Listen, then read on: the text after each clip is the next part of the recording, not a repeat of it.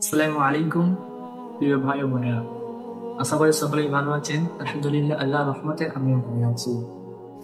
তো আজ আমি আলোচনা করব তোমাদের সামনে আল্লাহ রাব্বুল আলামিন যে আমাদের জন্য আমাদেরকে এই দুনিয়ার মধ্যে পাঠিয়েছেন। আমরা এই দুনিয়ার মধ্যে আছি, আবার একদিন এই দুনিয়া থেকে আমরা চলে যাব এবং যাওয়ার পর আমাদের ঠাঁই হবে কবর। আবার আমাদের কিয়ামতের দিন আমাদের উঠানো হবে, তারপর আমাদের হিসাব নিকাশ হবে, তারপর আমাদের জন্য ফয়সালা হবে জান্নাত জাহান্নাম। তো এই জান্নাত জাহান্নাম আমাদের জন্য ফয়সালা হবে কখন না কিয়ামতের পর। তো সেই যে জান্নাতকে আল্লাহ রাব্বুল আলামিন বানিয়েছেন এবং জাহান্নামকে বানিয়েছেন, জান্নাত কাদের জন্য জাহান্নাম কাদের জন্য, তো সেই জান্নাত সম্পর্কে আমি কিছু কথা আলোচনা করব ইনশাআল্লাহ। তো আল্লাহ রাব্বুল আলামিন যে জান্নাতকে তৈরি করেছেন, সেই জান্নাতকে কাদের জন্য তৈরি করেছেন, সেই জান্নাতের মধ্যে আল্লাহ রাব্বুল আলামিন কি কি নিয়ামত রেখেছেন, সেই জান্নাতকে আল্লাহ রাব্বুল আলামিন কিসের দ্বারা তৈরি করেছেন, কি দিয়ে সেই জান্নাতকে সাজিয়েছেন, এবং কি কি কি বস্তু দিয়ে কি কি জিনিস দিয়ে জান্নাতকে তৈরি করেছেন, সেই জান্নাতের মধ্যে কি কি নিয়ামত আল্লাহ রাব্বুল আলামিন আমাদের জন্য রেখেছেন। আর সেই জান্নাত আল্লাহ রাব্বুল আলামিন তৈরি করেছেন সেই সমস্ত মানুষদের জন্য। কোরআনের মধ্যে আল্লাহ রাব্বুল আলামিন বলেছেন, ইন্নাল্লাযীনা আমানু ওয়া আমিলুস সালিহাতি কানাত লাহুম জান্নাতুল ফিরদাউসি নুজুলা। অর্থাৎ আল্লাহ রাব্বুল আলামিন বলছেন, নিঃসন্দেহে যারা ঈমান এনেছে এবং সৎ কাজ করেছে তাদের জন্য জান্নাতের মধ্যে বাগান রয়েছে। তো কাদের জন্য আল্লাহ রাব্বুল আলামিন এই জান্নাতকে বানিয়েছেন? না, যারা ঈমান এনেছে। অর্থাৎ আল্লাহ রাব্বুল আলামিন এটাই বলতে চাচ্ছেন যে যারা ঈমান এনেছে, অর্থাৎ আমরা, যে আমাদেরকে আল্লাহ রাব্বুল আলামিন ঈমান দিয়ে দুনিয়ার মধ্যে পাঠিয়েছে। এত বড় একটা দৌলত আল্লাহ রাব্বুল আলামিন আমাদের জন্য আমাদেরকে এই দিয়ে এই দুনিয়ার মধ্যে পাঠিয়েছে। না, সাহাবাদের আমলে কি হতো, তাদেরকে নবী করিম সাল্লাল্লাহু আলাইহি ওয়াসাল্লামের কাছে যেতে হতো, সেই নবী করিম সাল্লাল্লাহু আলাইহি ওয়াসাল্লামের কাছে শাহাদাত বরণ করে ঈমান আনতে হতো। তো আল্লাহ রাব্বুল আলামিন এত বড় একটা নিয়ামত আমাদেরকে দিয়ে এই দুনিয়ার মধ্যে পাঠিয়েছেন।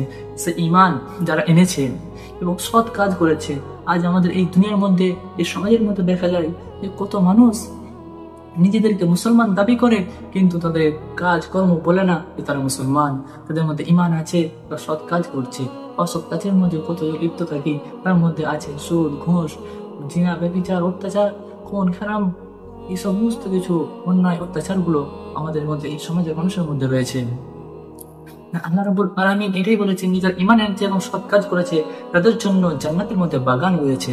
তো সেই বাগান যে আল্লাহ রাব্বুল আলামিন জান্নাতে তাদের জন্য রেখেছেন, এবং এই জান্নাতের মধ্যে কি কি নিয়ামত আল্লাহ রাব্বুল আলামিন রেখেছেন। না, আল্লাহ রাব্বুল আলামিন কুরআনের মধ্যে বহু জায়গায় জান্নাতের বর্ণনা করতে যে বারংবার বলেছেন যে জান্নাতের মধ্যে নহর থাকবে। তো সেখানে 4 প্রকারের নহর জান্নাতের মধ্যে বইয়ে দেওয়া হয়েছে, যেগুলোর মধ্যে থাকবে দুধের নহর, শরাবের নহর, মধুর নহর এবং পানির নহর। তার মধ্যে একটা যেটা শরাব, যেটা হচ্ছে মদ। অর্থাৎ এই দুনিয়ার মধ্যে আল্লাহ রাব্বুল আলামিন যে মদকে হারাম করেছে, যে মদ এই দুনিয়ার মধ্যে বহুল মানুষ যেটা শ্রবণ করে, যেটা হারাম, কিন্তু জান্নাতের মধ্যে আল্লাহ রাব্বুল আলামিন হালাল করেছেন, খুব সুস্বাদু করেছেন, এবং জান্নাতের মধ্যে সেই মদের সরা নহর বইয়ে দিয়েছেন। যে মদ আজকে এই দুনিয়ার মধ্যে হারাম, থেকে এই দুনিয়ার মধ্যে যেগুলো আমাদের জন্য হারাম করা হয়েছে, যেগুলো এই দুনিয়ার মধ্যে আমাদের থেকে বিরত থাকতে বলা হয়েছে, সেগুলো থেকে যদি আমরা দূরে থাকি, বিরত থাকি, তবে আমরা ওই জান্নাতের মধ্যে সেই নিয়ামতগুলো পাবো। না, সেই জান্নাতের মধ্যে আর কি নিয়ামত বলা হয়েছে? না, জান্নাতের মধ্যে থাকবে সুস্বাদু পানি, এবং থাকবে সুস্বাদু পাখির গোশত, এরকম সুস্বাদু সুস্বাদু খাবার যে জান্নাতের মধ্যে থাকবে। তার মধ্যে থাকবে সুস্বাদু ফল। এত সুন্দর করে নিয়ামত আল্লাহ রাব্বুল আলামিন জান্নাতের মধ্যে রেখেছেন। না, সেখানে আরো বর্ণনা করেছেন যে জান্নাতের মধ্যে যে এক একটা জান্নাতি পুরুষদেরকে, তাদেরকে হুরে নূর আইন দেওয়া হবে। যে হুর এই দুনিয়ার সুন্দরী নারীদের থেকেও হাজার হাজার হাজার গুণের সৌন্দর্য তাদের মধ্যে আছে। এবং জান্নাতের মধ্যে থাকবে যে যে মহিলারা ওই জান্নাতের মধ্যে প্রবেশ করবে, জান্নাতি হবে, সেই মহিলাদেরকে এতটাই সৌন্দর্য করে তোলা হবে যে তার স্বামী যখন বা কোনো পুরুষ তার স্ত্রীর দিকে প্রথমবার সেই জান্নাতের মধ্যে তাকাবে, তো সেই প্রথমবার তাকানোর মধ্যে সে 40টা বছর হাঁ করে তাকিয়ে থেকেই যাবে। এতটাই সৌন্দর্য সে নারীদের মধ্যে দেওয়া হবে। এবং জান্নাতকে আল্লাহ রাব্বুল আলামিন কোন জিনিসের দ্বারা তৈরি করেছেন, কোন কোন জিনিস দিয়ে আল্লাহ রাব্বুল আলামিন ওই জান্নাতকে তৈরি করেছেন? না, আল্লাহ রাব্বুল আলামিন ওই জান্নাতকে তৈরি করেছেন সোনা এবং রূপোর ইট দিয়ে। যে একটা ইট সোনা, তার উপরে একটা ইট রূপো। তো ওই সোনা এবং রূপোর ইট দিয়ে তৈরি করেছেন, তার মাঝের অংশটা দেওয়া হয়েছে সুগন্ধি বৃগ নামের সুগন্ধির দ্বারা ওই মাঝের গাঁথনিটা দেওয়া হয়েছে।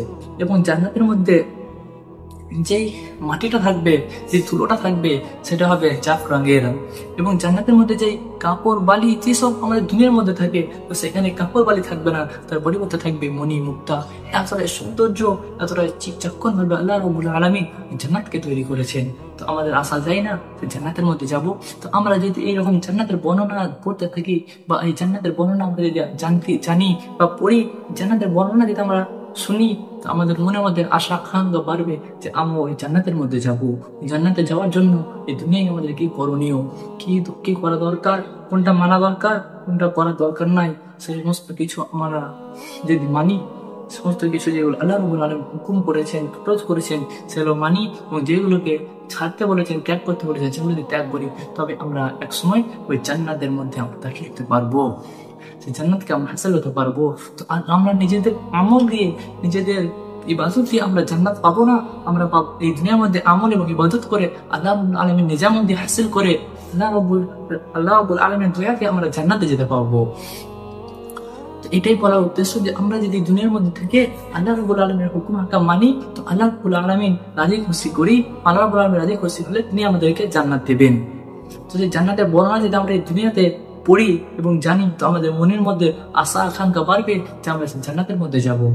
তো আমরা সেই জান্নাতের বর্ণনা পড়লে কি আমাদের মনে চাইবো যে আমরা জান্নাতের মধ্যে যাবো, এবং এত সুন্দর সুন্দর নিয়ামত আল্লাহ জানার মধ্যে রেখেছেন। তো সেই জান্নাতের বর্ণনা আমরা কোথায় পাবো, কিভাবে জানবো, বা কোন কিতাব থেকে পড়বো?